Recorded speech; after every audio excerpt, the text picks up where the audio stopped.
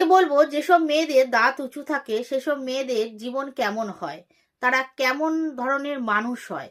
দেখো, প্রথমেই বলছি যারা দাঁত উঁচু, এবার দাঁত উঁচু কিরকম দাঁত উঁচু, যেসব মেয়েদের দাঁতটা সামান্য উঁচু, মানে দাঁতটা উঁচু কিন্তু সেটা মুখ বন্ধ করলে দাঁতটা মুখের ভিতরেই থাকে, তারা কিন্তু খুব লক্ষ্মীবন্ত হয়। যে ঘরে যায় সেই ঘরে কিন্তু আয় উন্নতি হয়, স্বামীর আয় উন্নতি হয় এবং স্বামীকে কিন্তু তারা খুবই ভালোবাসে, পরিবারকে খুব ভালোবাসে, সবাইকে নিয়েই কিন্তু চলতে তারা চায়।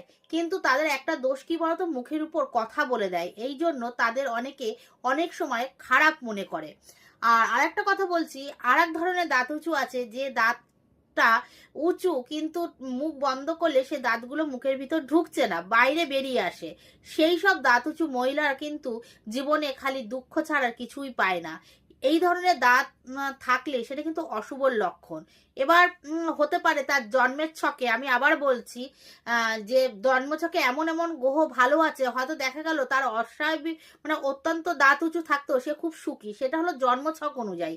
কিন্তু সাধারণ দৃষ্টিতে যাদের খুব বেশি দাঁত উঁচু, মানে মুখের বাইরে দাঁতটা বেরিয়ে আসে, তারা কিন্তু জীবনে সুখী হয় না, তারা কিন্তু একটু দরিদ্রতার মধ্যে তারা থাকে, জীবনে নানা রকম দুঃখ টেনে নিয়ে আসে তাদের জীবনে।